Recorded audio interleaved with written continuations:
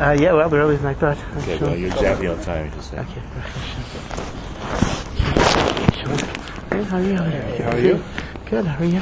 Baruch Hashem, all good. Good, where are you going to be for Pesach? We're going to be at Chaos in Connection Room. Anyone visiting? Not this time, not this time. And you? No, I'll be here. I'm going to the States right after Pesach. But I also have my first Meher, one of those gargantuan 6 tours. They end up at where the apartments, where the wedding's going to be? The wedding's in Baltimore. So I'm not. You have to come back? Yeah. I start from Baltimore, I go to LA, and then I make my way back. So you make it back in time for the wedding. Yeah. They won't have you come back here and then go back. No. Very good. And that's most seem like he's well, and it's all right. There's always weather filter. But okay, it's a new. I guess Nissan is a good time for her. Yeah. Good. All right.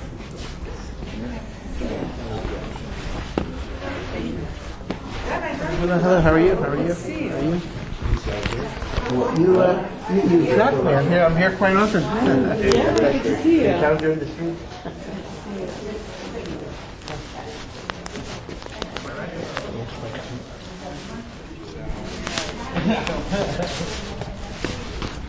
Batzlacha, Rabbi. Thank you. It's a nice picture of Rabbi, but seeing you in person, it's even nicer.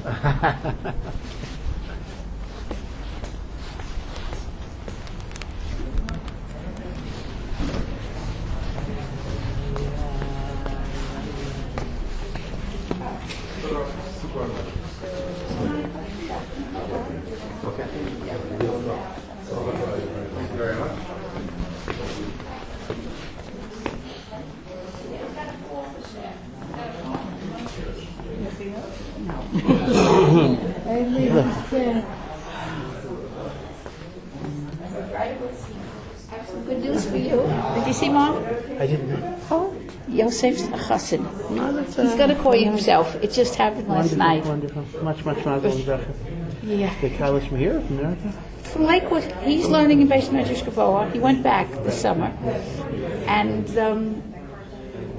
his aunt made the shidduch. Yep. Much mazel. Yeah. That's my grandson. My grandson. Oh, Mazal Tov. Yeah. And he was very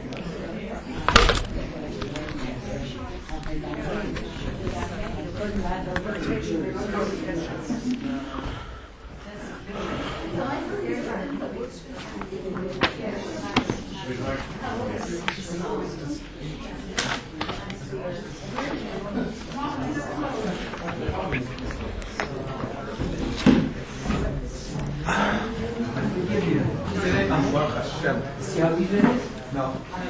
Try it again.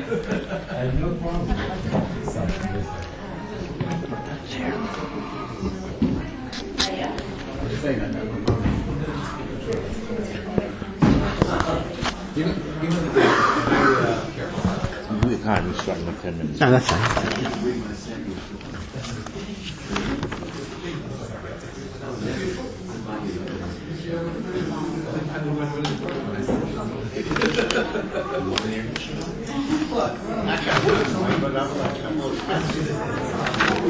I'm not really, Aaron, I was joking.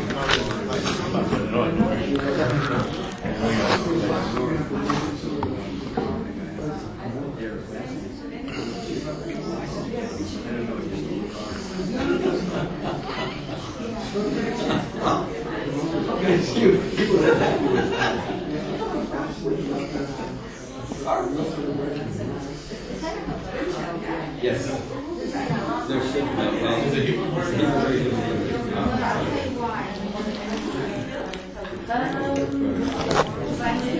No, I didn't buy this. They're still right outside.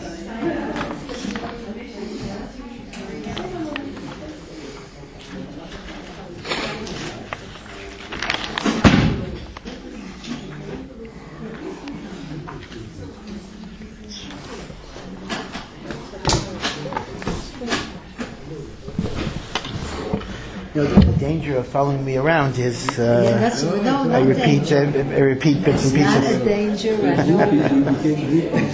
Okay. As long as I just have At our age here, to full it's disclosure. time. We forget that. Okay. So please don't be concerned. Okay.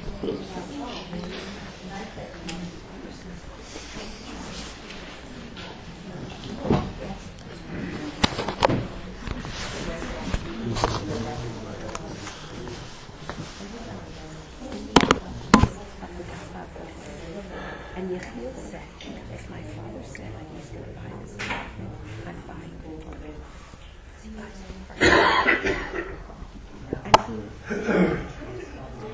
And I couldn't figure out what I was doing. Oh, Miss Moore.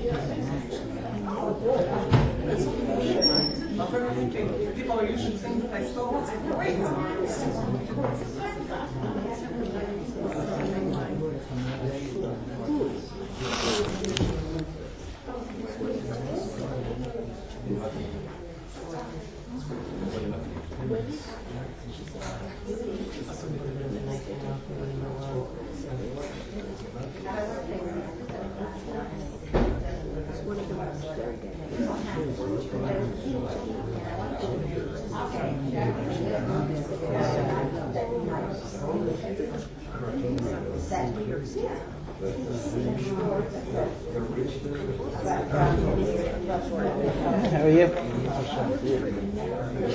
When we get a chance to wish you afterwards a hot Thank you. You too. You going to be here for your son for Pesach? We're going to your sister's old place. Yeah, I'll let you be.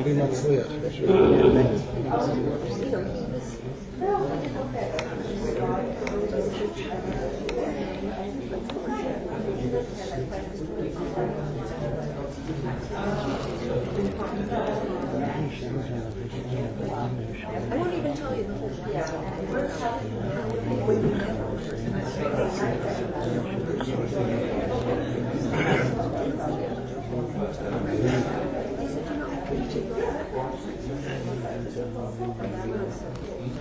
Another 2 minutes.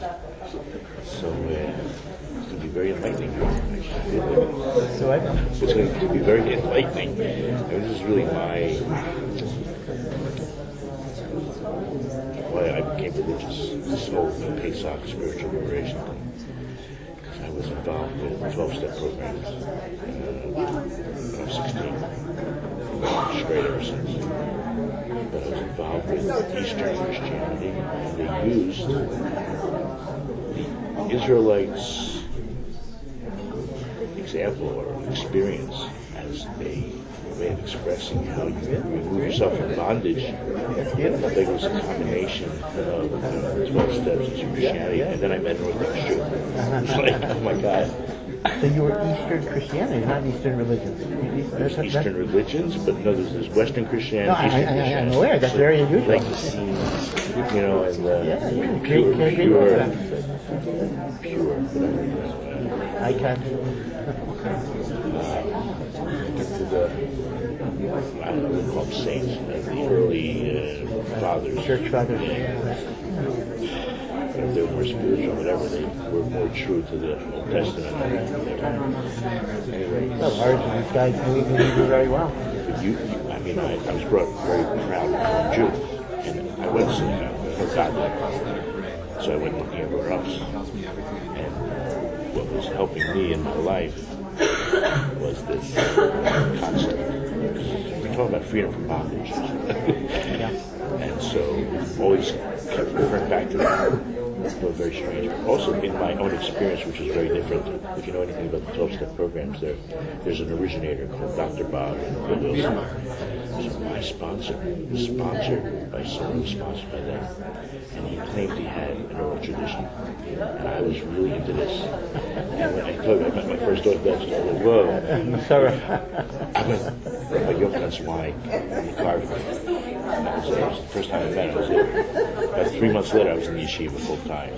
I mean, and I was married to a Jewish family. I was really out there.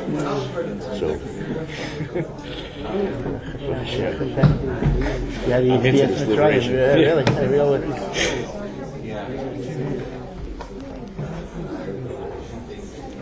why is it that so many mitzvahs are either tului on the concept of Mitzrayim or embedded this concept? How can you relate to it? You know, I mean, God knew we were going to be around 3,000 years later, not relating to it per se. On one hand, even the Arab nations look at Egypt as the pit. So to a certain extent, even in the secular world, there's a relation to Mitzrayim, but what Mitzrayim really means and how we're supposed to take it into our lives, and it's just so real. And why is there so many mitzvahs? Whether it's Kiddush from, Friday night, there's an Indian, like maybe not Yotzi if you don't mention it.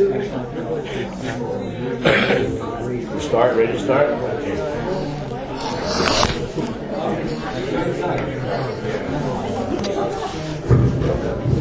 Good evening, everybody. Thank you all for coming. I got word from the back that there's no more line. Before I introduce Rabbi Breitowitz, I do just want to mention a quick word about what Yiboneh is planning to do in the next few days or weeks, because some of you guys are quite local. There's a mikveh at the corner of Heaven, kind of close there, that was be sold. The department has cleaned up and filled it for us, and we're going to do those keli, and we'll provide a mikveh and various other services next week, not this coming week, the following week. And as long as you're on our email list, you'll hear all about it. Again, thank you for coming. We're in for a great evening, I'm sure, as always, whenever we have Rabbi Breitowitz. For those who don't know who he is, I'd like to just give a very brief introduction to who he is. It's really not who he is, but he's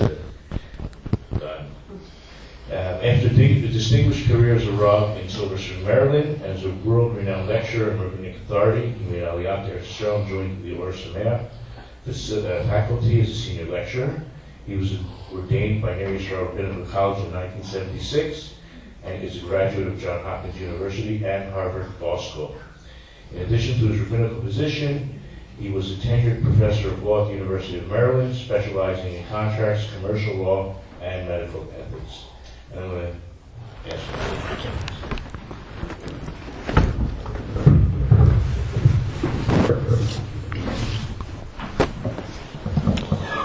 Thank you so much. It's always a pleasure to speak for Yiboneh and for Rabbi Poston. I know, Baruch Hashem, it fills, even in a city that is filled with Torah and mitzvos and shiurim and everything else, there's always room for additional projects, especially in the emphasis on Chesed and Avat Yisrael. So again, it's a great honor for me to be connected a little bit to the very good work that Yiboneh is doing. We know that if you made a list of the most common rituals that really all Jews try to do, it's really the Pesach Seder. We count Yom Kippur, fasting on Yom Kippur, Brit Milah, circumcision, maybe lighting Hanukkah candles, and the Pesach Seder are really up there as the list that almost everybody does. Now maybe the Seder won't be kosher. It's interesting. I was once speaking about the Seder, and somebody mentioned to me that it was very inconvenient for them. See, Rav Chaim Volozhin, a little background. In the Nefesh HaChaim, which was a book that was written shortly after the beginning of the Hasidic movement, and essentially it's a veiled critique of Hasidut, penned by Rav Chaim Volozhin, who was the disciple of the Vilna Gaon.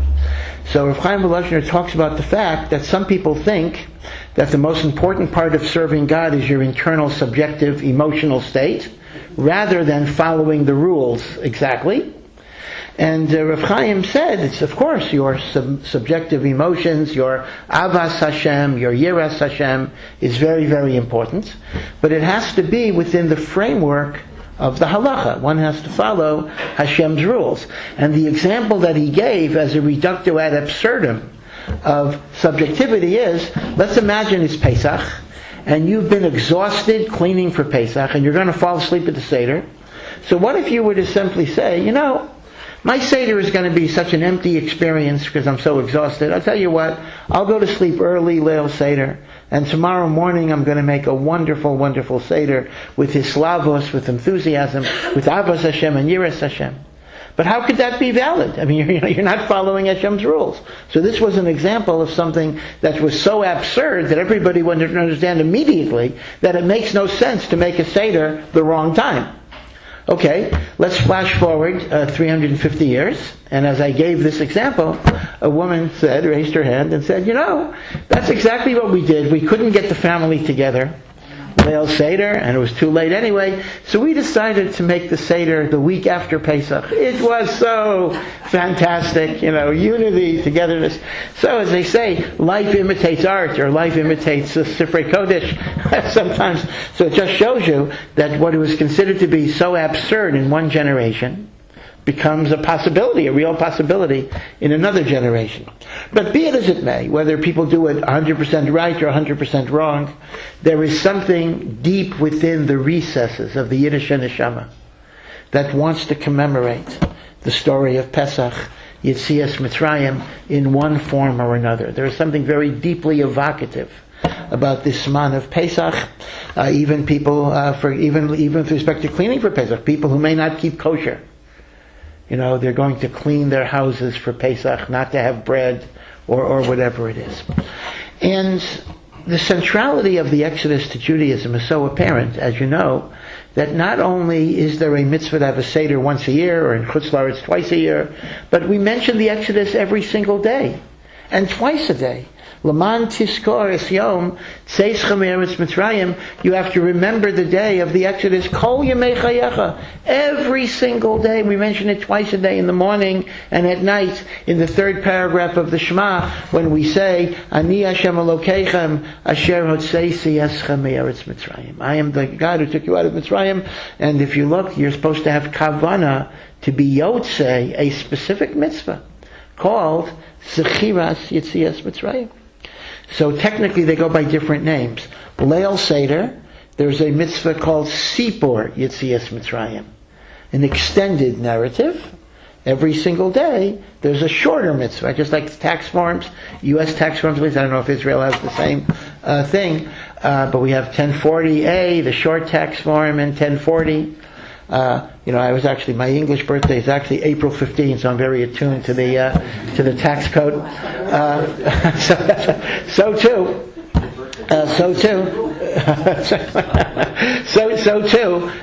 we have the short form, which is the daily Zechira, and the long form, which is the Sipor. But it's been well said that the Brisker Rav once remarked that the hardest mitzvah of Pesach is not getting rid of chametz, even though if one knows the chumras of brisk in getting rid of chametz, truly it is very, very hard. Nor is it the mitzvah of making the matzah and eating them, even though making the matzah itself is a tremendously elaborate ritual. But it's a passage in the Haggadah that states, Chayav Adam liros es atzmo. It's really a Mishnah. Every person must regard themselves Ki'ilu hu yatsa mi Mitzrayim, as if they themselves personally experience the Exodus. That the mitzvah of Leil Seder is not to commemorate. It is not to remember. It is to experience. And the Brisker Rav said, how does that work? How does one experience as if they were slaves? That's very, very hard. I can remember by remembering the history. I could be grateful. And don't confuse this with another thought that is expressed earlier in the Haggadah that superficially sounds a little bit the same, but it's different. In the beginning of the Haggadah we say, Ilu lo hotzi HaKadosh Baruch Hu zavoseinu. If Hashem would not have taken out our forefathers, we might still be there. Now, the Mefarshim say that doesn't mean we would still be slaves. Eventually, most of the civilized world abolished slavery. But it means we would have been totally assimilated. There wouldn't have been a Jewish people. Now, that's saying, I am grateful for what God did for my ancestors, because if He didn't do it for my ancestors, I wouldn't be here. That's the first statement. But the second statement is going way beyond that. The second statement is not saying, I am grateful for what God did to my ancestors, but rather, I myself have to regard as if I myself was in Mitzrayim and was liberated. How do you achieve that? So the truth of the matter is, the Rambam has a slightly different nusach of that passage. He only adds one letter. And that one letter changes the meaning dramatically. Instead of Chayav Adam Liros es atzmo, each person must regard himself, which is an emotional and mental reconstruction, he has the word laharot instead of lirot. Now laharot is externalized. Each person must show, must demonstrate. You act as if you were liberated. Thus you recline, thus you have 4 cups of wine, you behave as if this is the night of your freedom. So according to the Rambam, life is much, much easier, or the mitzvah is much easier, because the mitzvah refers to behavior, it does not refer to emotional experience. So according to the Rambam, the mitzvah becomes a bit easier, but that is not our nusach. Our nusach is not Chayav Adam Laharos es atzmo. Our nusach is Chayav Adam Lirot es atzmo. You have to actually experience it. So what does that mean? What does it mean to experience as if I was taken out of Mitzrayim? I was never in Egypt, and even those of you that might have been in Egypt were not there as in the capacity of slaves. I did see, well now with the unrest, I don't know what the travel arrangements are, but I do remember every day I would pass a travel agency, and there would be a big sign. We sponsor trips to Egypt. And one time, from here, in Yerushalayim to Mitzrayim. And one time I even saw an advertisement, I saw it once, for a Pesach program in Egypt. Come back to where it started. Kind of reverse, a little bit of a reversal. Right. Yeah, unless on the 7th day, maybe they say they go to the Red Sea and who knows what Hashem will do. Right, so the Kriyas Yam Suf itself. Right? So realistically, how can I possibly experience that which I didn't experience? So here there are 2 explanations. One explanation is actually offered by the Rambam, although the Rambam's Girsa did not necessitate it, but the Rambam makes this observation. The Rambam describes a phenomenon that I think parallels what we would refer to in the modern world as method acting. If you remember the famous method acting approach of Lee Strasberg and the like, and that is where the actor is supposed to emotionally imagine actually being in that experience, and as a result he feels what the character is supposed to be feeling, because through the power of the mind and the imagination he puts himself there. So the Rambam seems to say, putting aside the Laharos and the Liros, but the Rambam seems to say that in order to feel gratitude to the Almighty, you have to pretend as if you were a slave. Imagine what it's like, the Rambam says, to be beaten, to be tortured, not to have any privacy or space, to have your children taken from you and perhaps murdered brutally, thrown into the Nile or killed in various other ways. And then you actually feel the bitterness of slavery, the persecution of slavery, the oppression.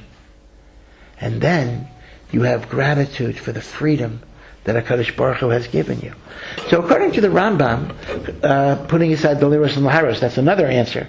But the notion of Chaya Adam Liros is basically a high level of pretending to have that experience in order to augment and intensify the gratitude that you have to the Almighty. Because otherwise, it remains an abstraction. And it is only through the power of imagination that is harnessed to a good cause that one can appreciate the gift of freedom. Which means, ultimately, it is a pretend game. But it's a pretend game that is connected to historical reality. Meaning, there is the historical reality that Hashem took our forefathers out of Egypt, and if He had not taken them out of Egypt, we would not be here. That's historically true. But in order for a person to appreciate that, one has to make believe they were there as a slave. And that means focus, meditate, imagine what it's like, feel the pain of the whip. And then you will have gratitude to the Almighty for the situation He put you in. That is how the Rambam would understand this. But there is a mahalach that really the Balatanya talks about, and it was taken up by the Sfas Emes and Rav Tzadok and many, many Sifrei Chasidus, in which they offer a more profound interpretation in many ways, although it's a non-literal one. And they point out that the word Mitzrayim itself has double meanings. Mitzrayim is, of course, a nation, the nation of the Egyptians, but Mitzrayim also comes from the word boundaries, constrictions, limitations, blockages. David HaMelech says, Min ha-metzar karasika, I call out to God from the narrow confines which prevents me from serving Him, that trap me. And the concept is that Mitzrayim can exist within a person as well as outside of a person. Every person has an inner Mitzrayim. It might be my arrogance, my gaiva, my selfishness, my egotism. It's well known that chametz itself is a remez to the Yetzer Hara because it is puffed up in arrogance. And the commandment of destroying chametz is connected with destroying the chametz of the heart. In fact, if I could digress for a moment, the largest seder in the world is normally the one in Kathmandu, in Nepal. Many, many Israelis, mainly Chilonim, after the army, are there. And Chabad, to their great credit, as they do in so many other places, make these huge Sidorim. And because the audience is largely non-Dati, although most of them actually know Hebrew, so language is not so much of a problem, so they do a little bit of an avant-garde touch, and they have a minhag on Erev Pesach that's actually quite beautiful. And it might be a minhag that we might even think about doing. And that is, when they burn the chametz, everybody is asked to write on a piece of paper some negative attribute that they would like to get rid of. I get angry too much. I'm not grateful. And consider that your chametz, the chametz of your heart. And you burn and you destroy that chametz. And if that sounds a little too hippie-ish or 60s or whatever it would be, let me point out that there actually is a Kabbalistic prayer that is in some Sidurim that some people recite when they burn the chametz. And that prayer actually says, Hashem, help me. Kishem that I burnt the physical chametz. May I burn the chametz in my heart. Now, clearly one does not understand this, that burning the piece of paper is some magic trick that burns the anger within you. That would be like tashlich. When you throw the crumbs in the river, it's not like your sins are transferred to the crumbs and the water washes them away, but these are symbolic gestures that make an impression on a person, that when I visibly, tangibly, viscerally see some representation of my sins going into the water, that makes me want to change.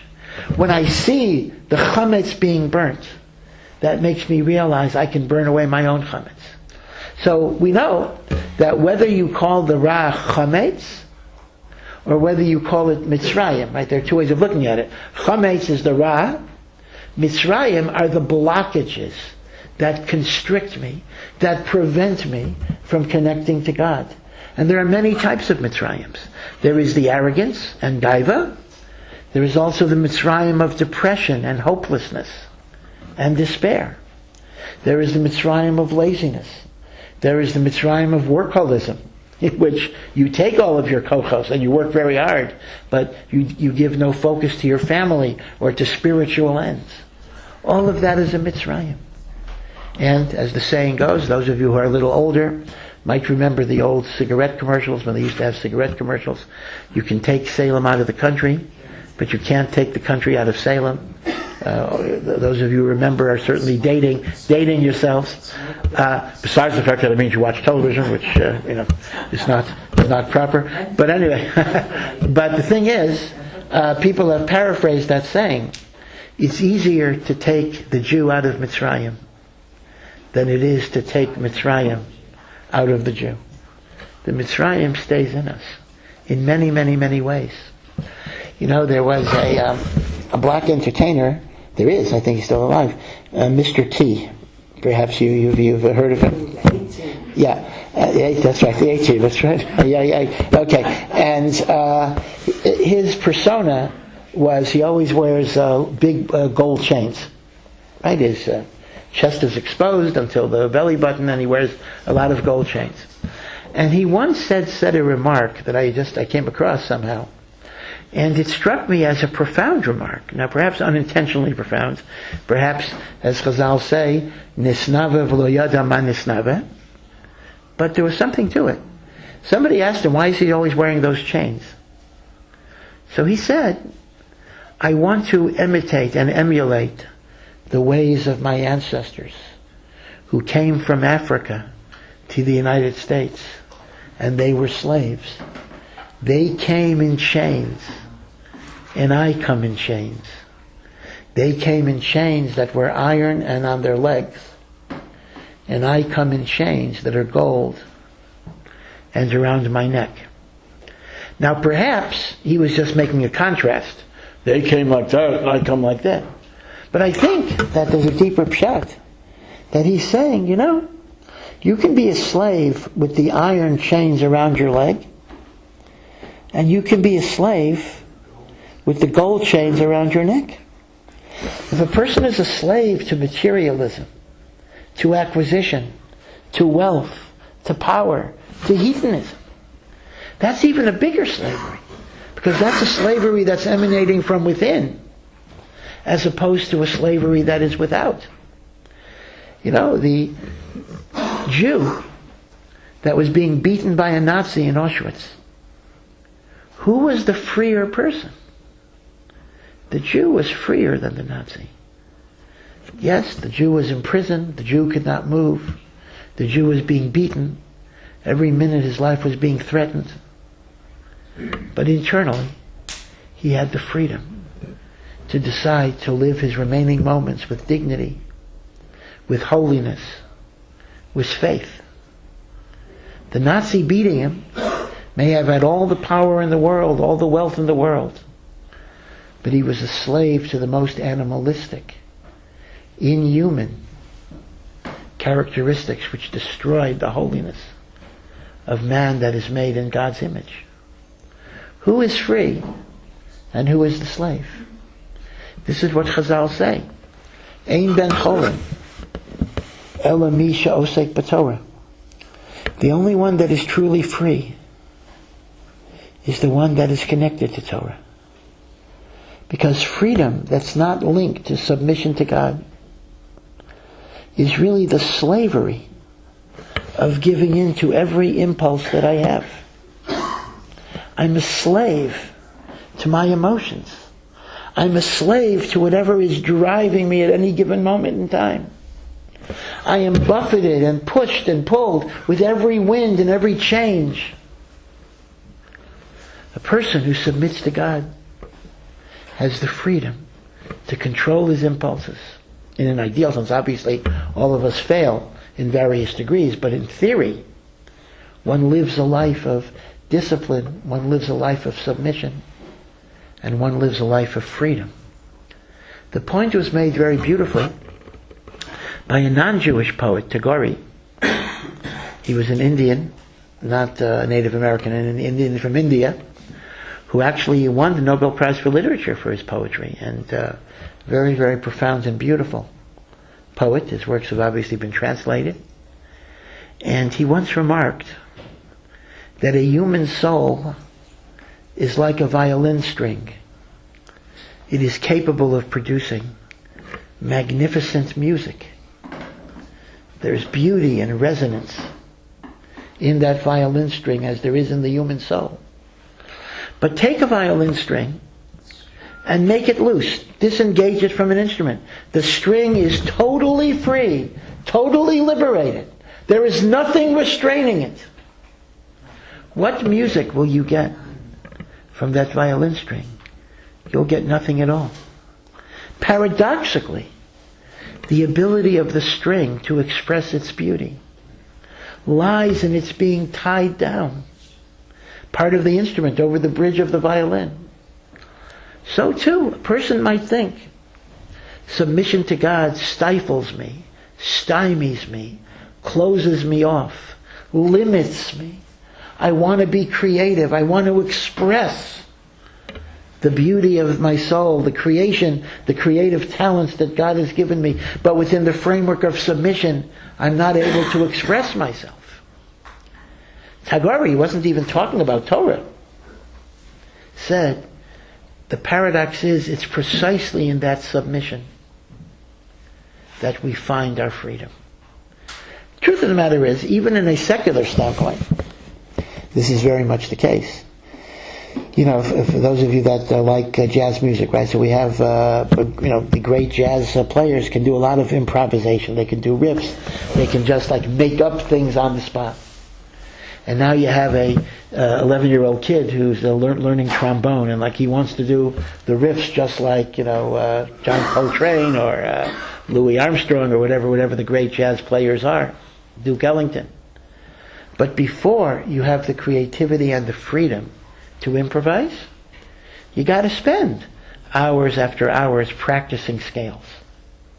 Before you're the Picasso that can deconstruct all sorts of spatial relationships, you spend hours. Picasso, of course, was a natural genius as well, but you spend many, many hours doing basic technique. In any endeavor in life, in reality, the ability to be creative, actually, which you think is free of limits and free of boundaries, actually requires submission. Talmud Torah is that way as well. A person submits to learning many, many things, yomam v'layla, and then there is creativity, and one is mechadesh, one brings together different ideas. But a chiddush that is not grounded in a submission and a mastery of the basic material is the act of a dilettante, the act of an am haaretz, Rav Chaim Soloveitchik, who is kind of the prototype of the original analytical thinker. Once said that any pilpul of Torah in which one does not know the whole Shas is a wasted discussion by definition. Right? People hold up Rav Chaim. They want to be, every high school boy wants to be Mechadesh Torah like Rav Chaim Soloveitchik, but for some reason they're not aware of this statement of Rav Chaim Soloveitchik. So, this is what Tagore said. Freedom comes with submission. This is why, by the way, we start counting Shavuos, the holiday of Torah, in the holiday of freedom. Because true freedom exists only when there is submission to God.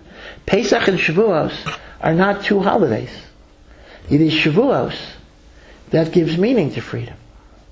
Eric Fromm once said, the world makes a big mistake when we define freedom as freedom from something. It has to be freedom towards something. Freedom has to be towards something. Freedom itself is not a purpose of life. You can't say, the purpose of my life is to be free. What does that even mean? The purpose of my life is to be free. Freedom is a condition that enables the accomplishment of purpose and the self-realization of one's goals and one's values. But freedom itself is not a value. It is, to use the halachic terminology, a hechsher mitzvah. It enables. In fact, it's not an accident, without getting into too much into a very complicated phenomenon. Human beings are hardwired to seek purpose in their lives, transcendental purposes. And Jews are especially hardwired.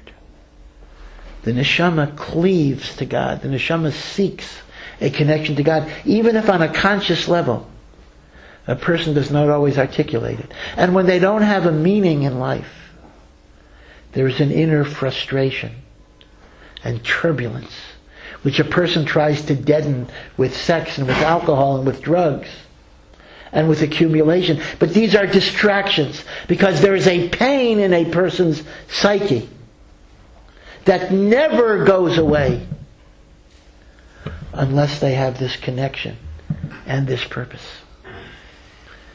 And that is why, and this in an extreme case, can even lead to suicide, if not murdering others. And it's very, very interesting that sometimes you will find, I think you will find this statistically, that teenage suicide rates are higher in affluent countries than they are in poverty-stricken third world countries. Because in a third world country, you got to spend the whole day looking for some bread. You don't have time to ponder the existential crises of life. But when you live in a society, even if you're not rich, but you live in a society where there's bread to eat, you're not dying of starvation, where you're wearing clothes, where you have an apartment to go to. So the basic life needs, physical needs, are taken care of. Then something will erupt within you, that desire for meaning, that desire for purpose. And it will eat at you, day and night, incessantly. And you'll try to kill it by all sorts of distractions, but sometimes the frustration and the pain becomes so great that life itself becomes unbearable, culminating in suicide and violence, which, by the way, we see with more and more frequency, particularly in the United States, among younger people. So, what is slavery and what is freedom? Slavery is not connected to affluence. It's connected with having mitzarim. Going back again, we're going to go back to this point. Every person has their own inner Mitzrayim. And here is what the Balatanya says. The Balatanya says, we know that sacred time, holy time, does not move in a linear direction. It moves in a cyclical direction. What do I mean? We normally perceive time, simple Balabayas understanding of time, it's linear. There's a past, there's a present, and a future. And the events of the past are things that happened, and we commemorate them, we remember them. But the Jewish concept of time, particularly as seen in Kabbalistic sources, is that time is like a wheel that turns, or maybe it's a spiral which goes around and brings you to higher and higher levels. And therefore, the same spiritual forces that liberated our forefathers from Mitzrayim are spiritual forces that exist in the world at the very same time in which we can experience our own Yitzias Mitzrayim. So the Balatanya and the Sfas Emes say, each person must regard himself, herself, as if they themselves left Mitzrayim. Does not mean each person has to make believe they were a slave in the country of Egypt and they were redeemed. That's not true. But each person must identify the inner Mitzrayim within them. And by tapping into the great spiritual power of redemption that God puts into this moment in time, I, as an individual, can be liberated from the Mitzrayim, the blockage that is within me. I, as it were, can jump, piggyback, to use Lashon Chazer, but to piggyback onto the koach of Geula, so that the Geula Kalalit of Am Yisrael becomes the Geula Pratit of my own personal Mitzrayim. But you see, this only makes sense if you perceive time in cyclical terms, not in linear terms. If you looked at it as a linear term, then what happened is what happened. That was past. But if it's cyclical, you understand that same moment in time comes back with everything that it represents. The Maharal makes a beautiful proof about this notion of the cyclical nature of sacred time. He points out, it's relevant this year, that the Jewish calendar is a lunar calendar. We go by the moon. A year is 12 revolutions of the moon around the sun. Around the earth, and that will be normally 354 days, sometimes 355, depending on Cheshvan and Kislev having 29 or 30 days. Now we know that a solar year, the earth going around the sun, is 365. I'll go with approximations. 365 and a quarter. So there is a little bit more than 11 days between a lunar year and a solar year. Now, since the seasons are based on the movement of the earth around the sun, so that is why, as all of us know, every year a Hebrew date will get progressively earlier and earlier in the calendar. But there is a problem that the Torah requires that the holiday of Pesach be in the spring. And if the lunar date will get earlier and earlier in the seasons, eventually Pesach will be in the winter. Right? It'll be in February, January, December. We don't want Pesach in the winter. The Torah doesn't want it. So we have what is called a leap year. This is an intercalation, is the astronomical term that we use. And the Jewish calendar is built with great, great precision.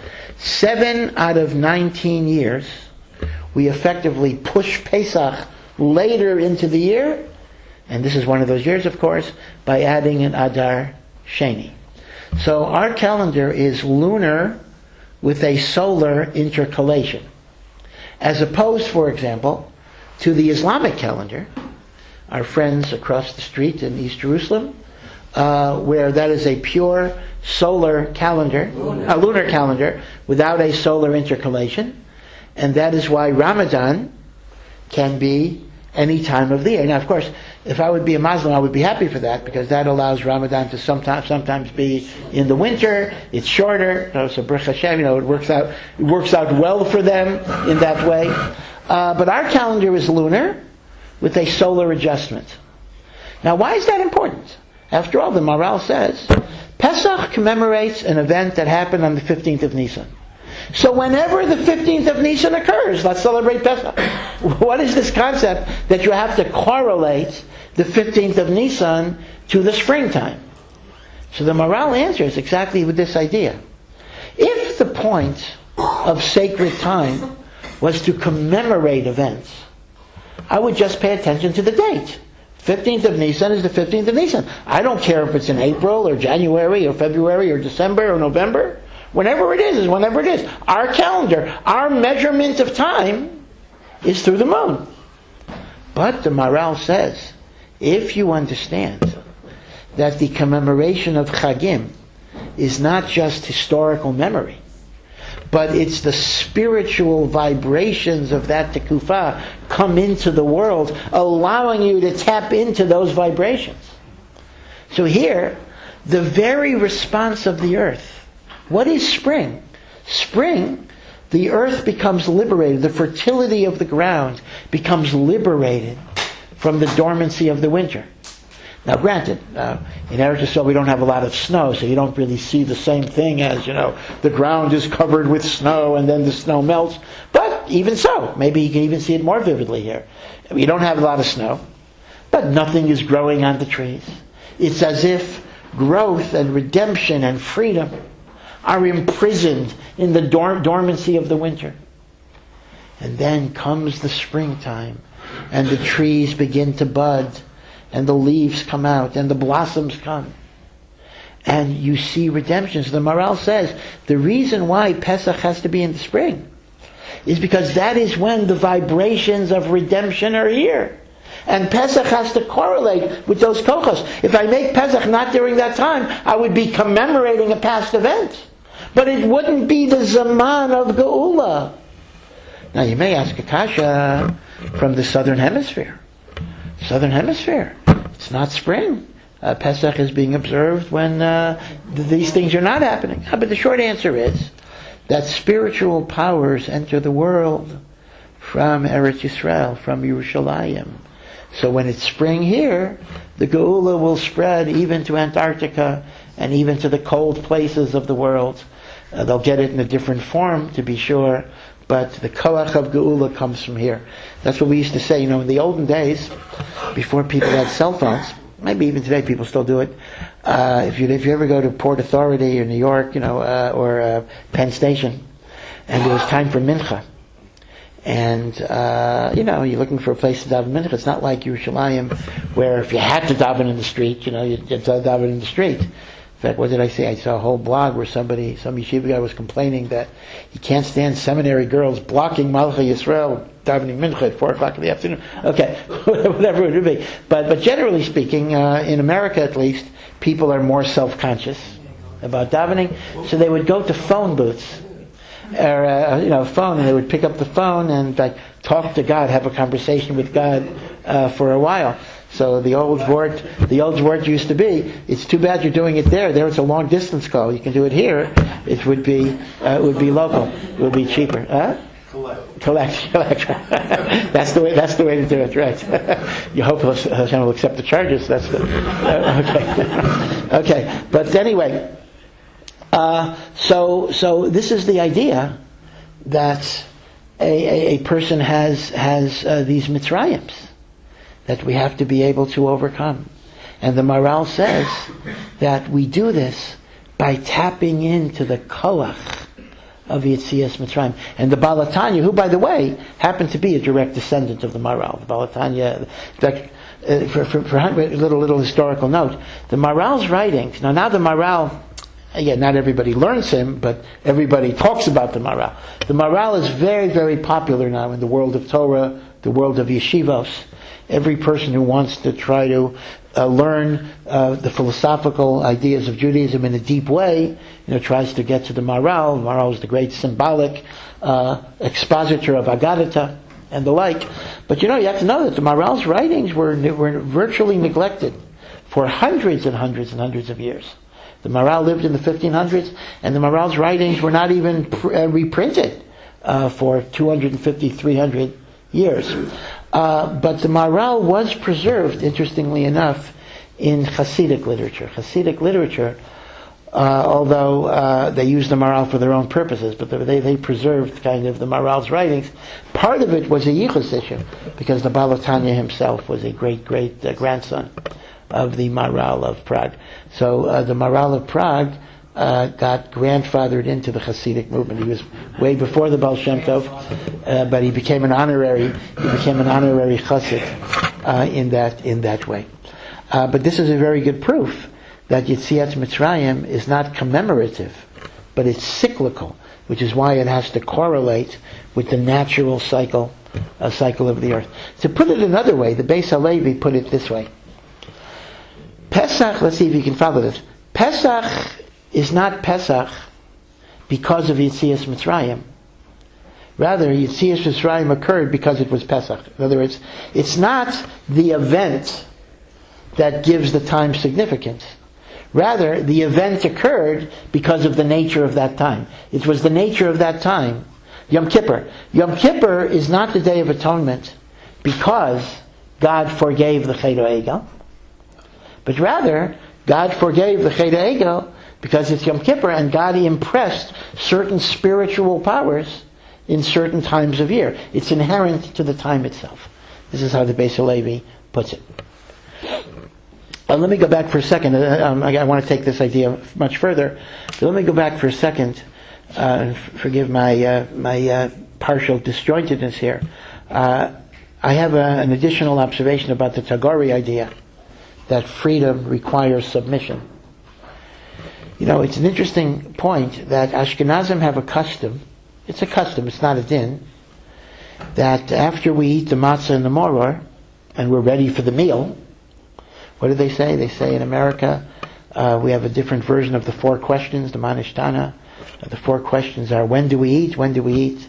When do we eat? When do we eat? Those are the four kashas. And then you have Larry King's short version of the Seder, which actually isn't bad. He says, they tried to get us, we won, let's eat. You probably are Yotzei. If you're really, really stuck, you probably are Yotzei b'di'evet, with that statement. So that's good. It's good to know the short form. But the Ashkenazic custom is that we have a hard-boiled egg, and the reason we have a hard-boiled egg is that an egg is what you give a mourner when he comes back from the Beis HaKvoros, and we are mourning the destruction of the Beis HaMikdash because we think Pesach night of the Korban Pesach that we don't have. And even though the Seder night is a joyous night, but we think about all that we don't have at this night. In fact, we begin the Haggadah by saying, we are still slaves, may next year, may we be free, etc. And even the statement, L'shana haba b'Yerushalayim, we say that even in Yerushalayim, because we understand that the Yerushalayim habenuyah, in a spiritual sense, is still eluding us. And it's also brought down as a further idea here, that the night of the week, or the day of the first day of Pesach, is the same day of the week as Tisha B'Av, later in the summer. So what night is the first Seder? Is it Friday night? Yeah. So that means Tisha B'Av is Shabbos, which we'll fast on Sunday, but the date is the same. Now it's very interesting that Hashgacha Pratis should make it that somehow the first day of Pesach is the same day of the week as the 9th of Av. And the egg is even commemorating that in part, in which we're misabel over the Korban Pesach and we link ourselves to Tisha B'Av. And part of it might be the following. This is a speculation. I did not see this anywhere, but I think it's an interesting thought. And that is, the first day of Pesach is the only day of Pesach which is not yet linked to the giving of the Torah. Because we don't start counting the Omer till the second night.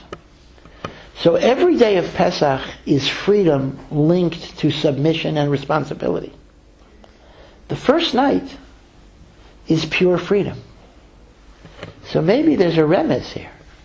When your freedom is not connected to Kabbalah's Ol Malchus Shamayim, your freedom will lead to Tisha B'Av, will lead to destruction. In a sense, eating of the egg is the substitute for not counting the Omer. You're not counting the Omer the first night. The egg is kind of the lesson that reminds you to keep your mind focused.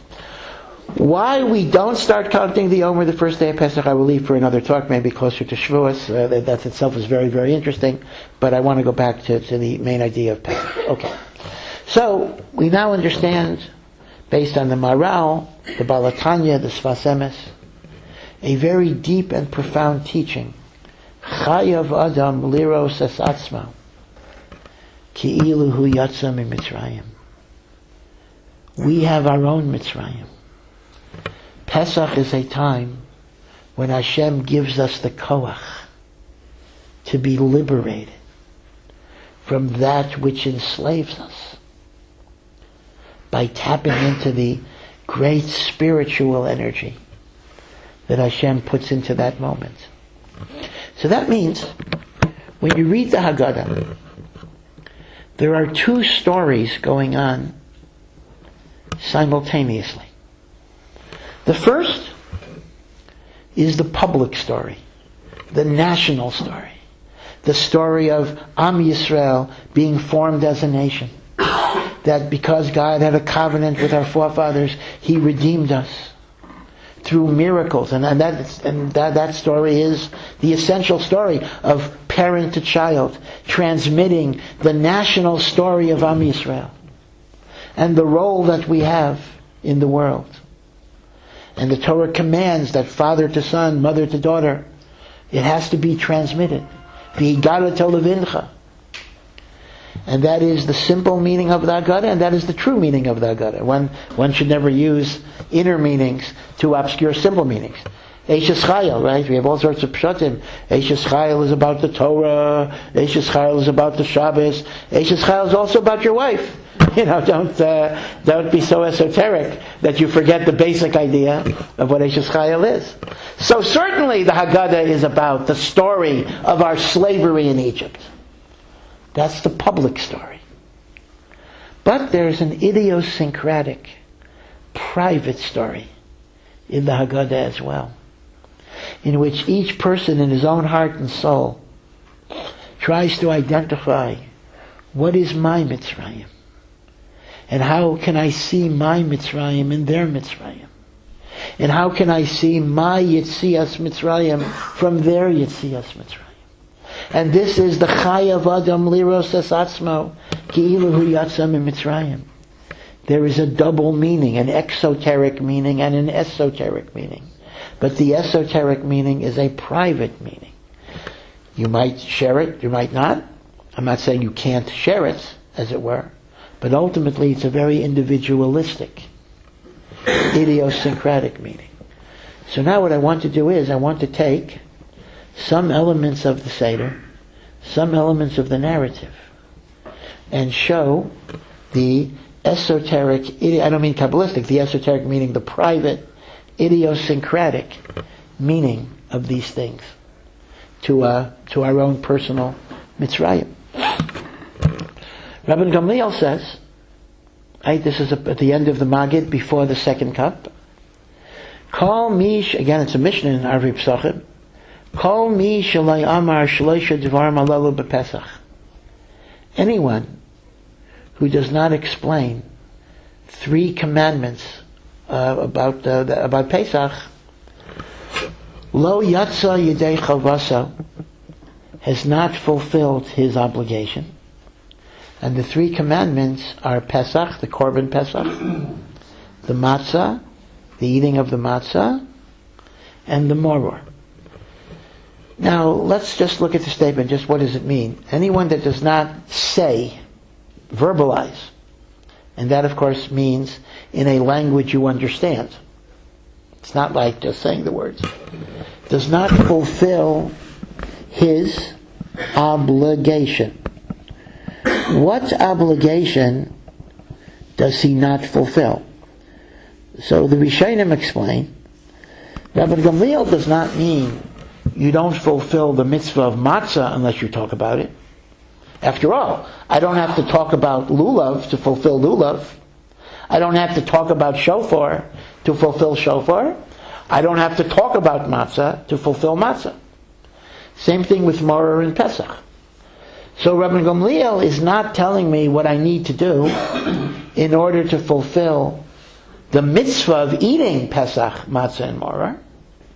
But Rabbi Gamliel is telling me what I need to do to fulfill the mitzvah of sipur, of narrative, meaning the mitzvah of the narrative has to be connected with a narrative that explains the significance of these 3 mitzvahs.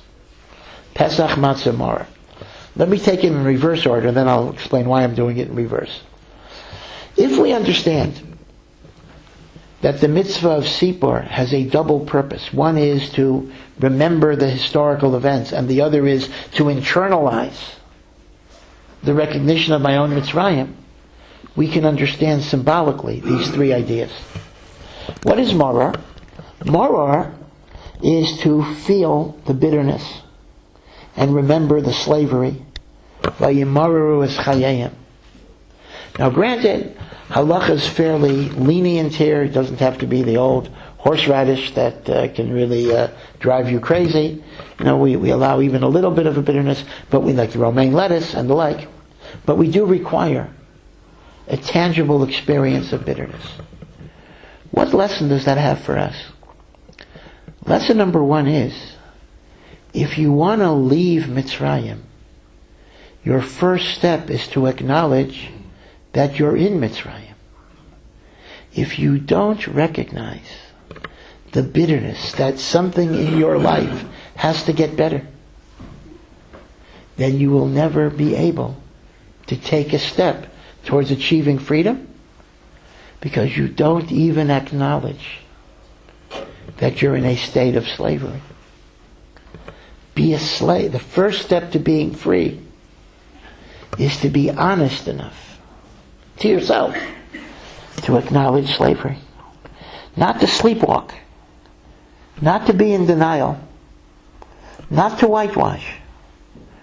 But to have the courage to focus on what is wrong in my life that I could make better in a meaningful way.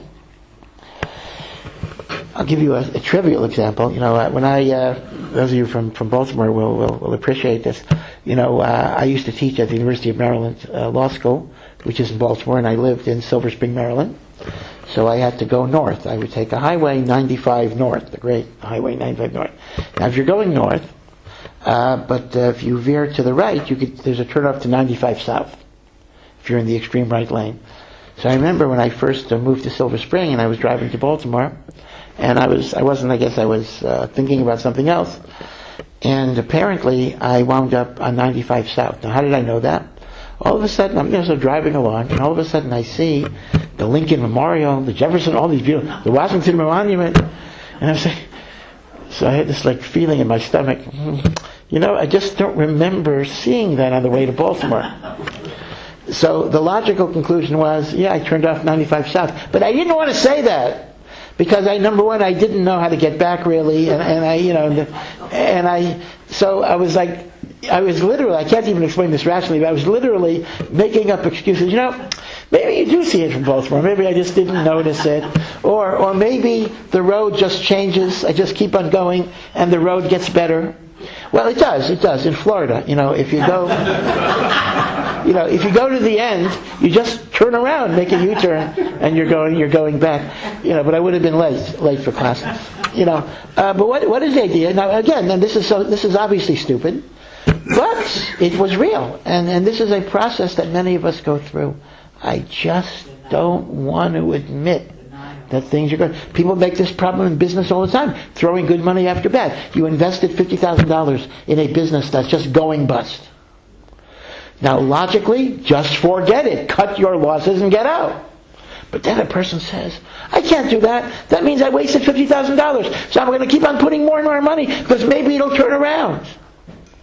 But, as Albert Einstein famously remarked, insanity is doing the same thing many times, thinking you're going to get different results. In spiritual life, it's very much the same thing. Sometimes, you got to cut your losses. Make the decision. As the t-shirts say, t-shirts are always accurate. Today is the first day of the rest of your life. What is past is past. I got to make things good now. So that's moror. Moror is the courage and the honesty to acknowledge that there is something bitter here that I need to change in my relationship to God. Freedom comes from acknowledging slavery. When you deny the slavery, you cannot take the steps from freedom. That is what moror teaches us. We then come to matzah. Now matzah, the truth is matzah actually is quite complicated because there are actually two different reasons given for matzah in the Torah. One reason for matzah is it's a commemoration of the slavery. It was the bread of slavery, the bread of affliction. But the reason that the Haggadah gives is the second reason for matzah, that we didn't have time to let our dough rise. Hashem said we had to leave exactly then, and therefore as a commemoration for the chipazon that we left Mitzrayim, we eat matzah. Now the Maral points out that one of the differences between matzah and chametz, one is Matzah is, chametz is puffed up and arrogant, and matzah is flat and humble. But the Maral gives another point about chametz and matzah that's very interesting. He says, chametz is a product of inertia and inaction. Because once the water hits the flour, if you do nothing, it will become chametz. Fermentation is an automatic process. Matzah is the need to take action to arrest the fermentation. In other words, chametz represents inertia. Matzah represents action. So the relationship of moror and matzah is the following. Moror is the cognitive acknowledgement of the slavery that I live under. I have insight, I have understanding, I have honesty. But matzah says, do something about it. It's kind of, you could say, moror to matzah is like psychoanalysis to behavioral therapy. And that is, psychoanalysis focuses on insight, understanding. Why am I this way? Let's go back to my childhood. Let's go back to my prenatal status in the mother's womb. Let's go back to preconception hurts, whatever that would mean. Psychic, like Carl Jung, collective unconsciousness, traumas that were suffered. And a person could stay in psychoanalysis for 50 years, 60, 100 years, because after all, a human being is infinitely complex, and psychoanalysis will explore every type of complexity. But at some point, you got to do something. You can't just allow yourself to have insight. The insight needs to be translated into concrete action. And that is the lesson of matzah, the imperative of action. Moror is the honesty of awareness, and matzah is the imperative of action. There's a story of Nachman of Breslov used to teach, in addition to Likutei Moharan, which are Kabbalistic teachings, complex teachings, he would teach by stories and parables. And these stories also have very deep meanings. Breslovers get together and they recount these stories and they give all sorts of explanations.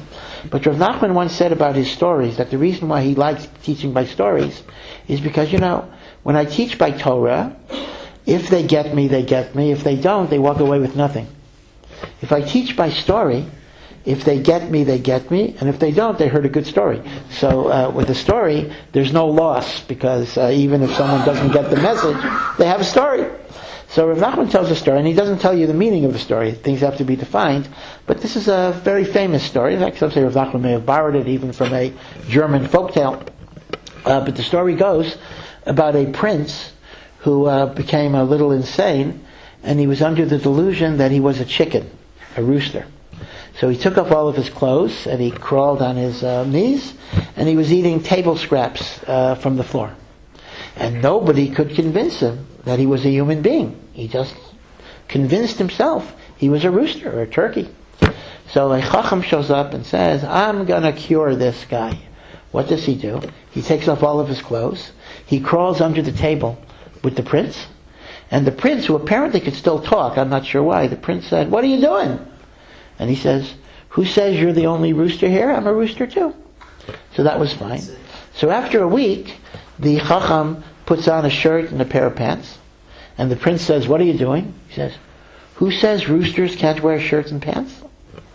So the prince puts on a shirt and pants as well. The story goes, again, the story is in a lot of layers, but the bottom line was that after a year, the prince still thought he was a rooster. But it didn't make a difference, because roosters could do whatever human beings did. He walked upright, he talked, he worked, he studied. He still thought he was a turkey, or a chicken, or a rooster, but it made no difference. Now, what's the point of that story? Rav Nachman doesn't say, he never says what the point of the story is, but I would suggest that the pashut pshat of the story is that sometimes we have a certain mental conception of ourselves that operates as a blockage to positive change. We tell ourselves, we create a picture in our minds, maybe it's, they often use the analogy of a tape. There's a tape that keeps on running in our heads that we internalize from parents or from teachers or from negative experiences. that we're not the type of person that can fill in the blank, learn every day, go to Minyan, go up to a stranger and say, how are you doing, and be friendly. Right? We have all these inhibitions, and these inhibitions kind of block us and limit us and lock us up. They become our Mitzrayim.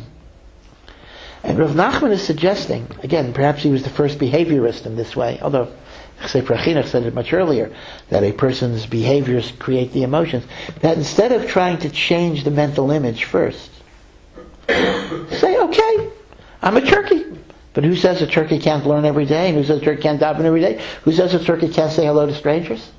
In other words, and then you become a human being. Not by first redefining yourself and then acting accordingly, but by simply saying, I can act even if that's not how I feel. And eventually, my feelings get in sync with my actions. As the Sefer Chinuch said much earlier, Adam nifal kefi pe'ulotav, a person is affected by their actions. We look at actions as outgrowths of emotion, when in point of fact, actions can also educate the emotions. That is a fundamental principle of Judaism. So that's the idea of matzah, right? So the morar is be aware of your slavery. Matzah, do something about it. And that's important because there are moments in life when all of us get inspired. Maybe after Yom Kippur, whatever, Chag, Seder. Sometimes it might just be you're in Yerushalayim, you're at Kodesh, and you think to yourself, wow, look at where I am. We take it for granted. Rav Hutner once said, when he came to Eretz Yisrael, so somebody asked Rav Hutner, is there anything you miss about Chutz La'aretz? So Rav Hutner said, yes, I miss the yearning for Eretz Yisrael. When I was in Chutz La'aretz, I yearned and I pined, and that connected me to Eretz Yisrael. But now that I'm here, I'm not yearning and pining, so at some level, I'm less connected emotionally, precisely because I'm facing the daily frustrations of life and the like. So, we have this idea that we get inspired, but if you don't concretize your inspiration, it dissipates very quickly. Matzah says, take action or you'll lose it. Robert Hutchins was the boy wonder. He was a president of the University of Chicago at the age of 25. There were many graduate students who were much older than him. A real Eloi, genius, boy wonder. And he was not as careful about his physical health as he should have been. So somebody once said to him, Dr. Hutchins, why don't you exercise more? Don't you ever want to exercise? So he said that I do have yearnings and desires to exercise every once in a while, but I know if I lie down for a few moments, I'll let it go away. I'll let it go away. Right, it'll go away. Right. And that's the way it is. It's true for that. It's true for that, and it's certainly true for spirituality. So matzah is take action. Now, let me stop there. You may ask a kasha based on what I'm saying, and that is, if morar is awareness of my slavery, and matzah is to do something about it, then logically one would have assumed, let's eat the morar first, and then eat the matzah, because morar is the problem, and matzah is the action. And yet, we do eat matzah before morar. Why is that? Why do we eat matzah before the morar? Well, so I just want to elaborate that. So here, part of the answer is that there is a danger, because if you focus on your problems without recognizing you have the capacity to change, you might be mired in depression and self-pity and paralysis and ineffectuality. So you eat the matzah to give me a sense I can change, I can improve, I can take action. I am a person of free will. And when you've internalized that emotion, you're then ready to confront the things that need to be worked on. And that's the korach. You combine the matzah and the morar, the awareness and the freedom to change. We then come to Pesach, Now, the Korban Pesach has many, many deep, deep meanings, but I just want to focus on one little one. And that is, the Korban Pesach is an unusual Korban because it has to be brought as a community, meaning you have to bring it with other people. We paskin, it's machlokes in the Gemara, but we paskin, ein shochtin es ha-Pesach al hayachid. That means even if you have a big appetite, and it's a little lamb, and you could finish the whole thing, a Korban Pesach cannot be brought by one person. You have to have a chabura. The chabura could be your family, but if you don't have a family, you connect to a family, and you bring it. You need a chabura. So here too, this is a very important lesson in our own spiritual Yitzias Mitzrayim. And that is, we can't do it alone. We have to connect with others that have those goals and those purposes. Now, it could be our own nuclear family. Husband and wife strive together for spiritual goals. Our chavrusas, our shul members, organizations like Yiboneh. Pesach is a lesson that Avodas Hashem and Yitzias Mitzrayim has to be with a chabura. You know, Pirkei Avos says, Knei lecha chaver. Buy for yourself a friend. Acquire a friend. Why is friendship so important? So the Rambam brings, actually this is really almost a verbatim quote from Aristotle, but the Rambam modifies it a little bit. Friendship has three purposes, the Rambam writes. Purpose number one we will call practical or utilitarian. If you don't have a friend, who are you going to call if your car breaks down in the middle of the night or you lost your keys? In other words, friends are like insurance policies, meaning, I don't need them most of the year, but when those occasional emergencies come, I need somebody in the world that I can call. So we'll call that the utilitarian insurance function of friendship. The second is the social function of friendship. We are social creatures. We get lonely. It's good to have somebody to talk to. And that's legitimate. Again, assuming, of course, you keep the laws of Lashon Hara and everything else. There is a role in life for conversation.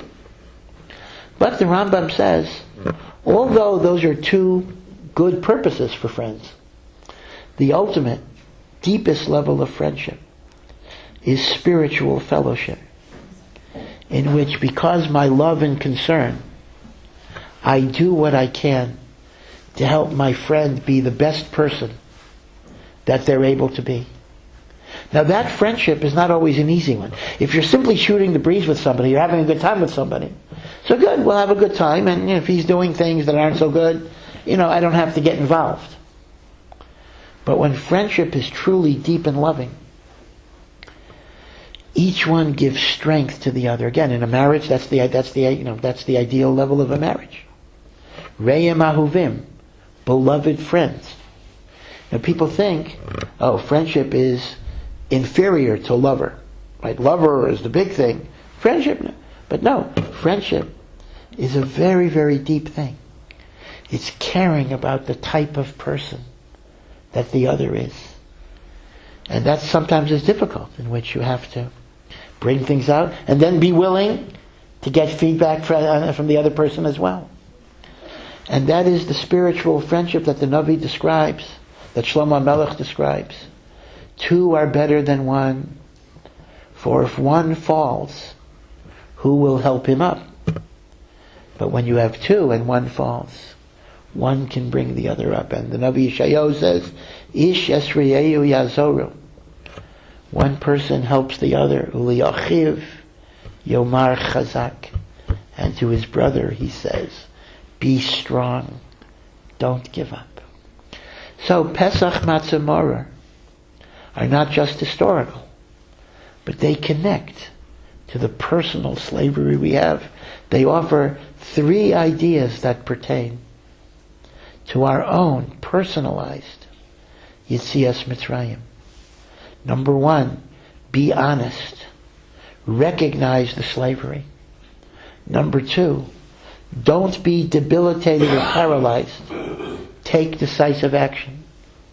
And number three, find the community in which you will be able to achieve that. Because you can't do it alone. We need each other for chizuk, for strength. And when people work together.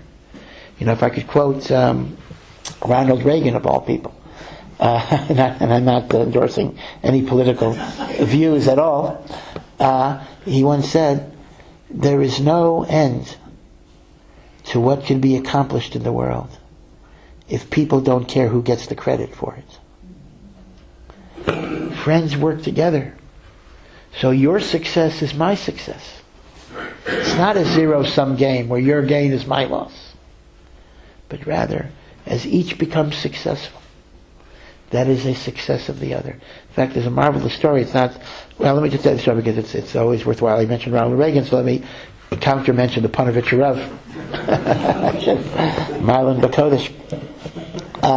The story of the Panovich Rav, who, I don't know if anyone here knew the Panovich Rav. I was not so good to know him. He was nifter many years ago already. But the Panovich Rav was a very, very unusual person. He, of course, was a Gadol B'Torah. But he was also a person who had remarkable tolerance and Avas Yisrael. And a person who got along with religious Jews, non-religious Jews. In his day, the Panovich Yeshiva would fly the Israeli flag on Yom Ha'atzmaut.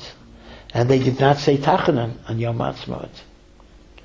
Of course, that's the famous joke. They didn't say Hallel. So somebody said to the Panovich Rav, if you're such a Zionist, why don't you say Hallel on Yom Ha'atzmaut? He said, what do you mean? I do Ben Gurion's minhag. No Hallel, no Tachana. Okay. Of course I'm a Zionist. And what's amazing is that the Chazon Ish, who paskined to say Tachana on Yom Ha'atzmaut, even if there was a bris that day, was, the Panovich Rav was a dear Yedid of the Chazon Ish too. So the Panovich Rav loved everybody and was loved by everybody. And he was a world traveler because he had not only the Panovich Yeshiva, but he made many, many orphanages after the Holocaust. Thousands and thousands of children he raised and supported and brought to the chuppah. And he traveled all over the world to get money. He was a legendary fundraiser. The Satmar Rebbe once said about the Panovich Rav, when after the moon launch, and was it 1968, the first man on the moon? So he said people were debating, can there be life on other planets? So the Satmar Rav says, I don't care about the science. I know there is no life on other planets, because if there would be life on other planets, the Panovich Rav would have been there getting money. If the Panovich Rav didn't go to Mars, there is no life on Mars. This is what the Satmar Rav said. So the story goes that the Panovich Rav once came to Chicago, and he was going to give a drasha, and his drasha was filled with Musar and Torah and humor and stories, and all sorts of charisma. And he came the same time as a meshulach from the much smaller Novardika yeshiva. And when the meshulach walked in and sees the Panovich Rav, he turned white because he said, "Ay vez mir, how am I going to compete? Who's going to give me a cent? I mean, what I'm going to ask for my little yeshiva, and I'm not going to say anything that impressive." And here you have, one of the greatest speakers of the world, one of the greatest gedolim. So initially, the Novardika person was very upset, but then he said, "Okay, listen, I'm not going to get money here, but I'm going to listen to a great shir and a great talk, and I'm going to be inspired." So he sits down, and the Panovich Rav, Kedarko, was inspirational and humorous and deep and emotional, and people were pulling out their checkbooks and they were going to write, very generous checks because he really inspired them about the need to rebuild Torah after the Holocaust. And at the end of his speech, he said, "Rabosai, there is a very, very fine gentleman who has a very wonderful yeshiva in Bnei Brak. Novardik was in Bnei Brak. I would just ask you that whatever you're giving to me, please give to him instead." Instead. No, not double. Instead, just give it to him. And people gave all their checks to this Meshulach. Now, suffice it to say, this was the best day the Meshulach ever had. Because on his own, he would not have gotten a fraction of this money. But he got off the Panovich Rav. So he went to the Rav afterwards. And he said, Rebbe, I am so, so grateful. But I don't understand. I just don't understand. You traveled all the way from Eretz Yisrael. And you have mostos that have so many needs. And people were going to give generous sums to you. How could you just turn it over to me? How could you not keep it for your Mossad? Panovich Rav said, I don't know what you mean, my Mossad, your Mossad. We're all on the same team. If somebody is giving enough money so that 100 people can learn Torah, Panovich Rav said, I don't care if the 100 people are in Panovich or the 100 people are in the Varga. Now this is a very rare attitude in the world, even among Gedolim. But this is what the Panovich Rav said. We work together. Your successes are my successes. My successes are your successes. Your gain is not my loss. This is what friendship is. This is what Chabura is, in which we rejoice in each other's successes. And we feel pain in the failures or disappointments of others. This is the lesson of Korban Pesach.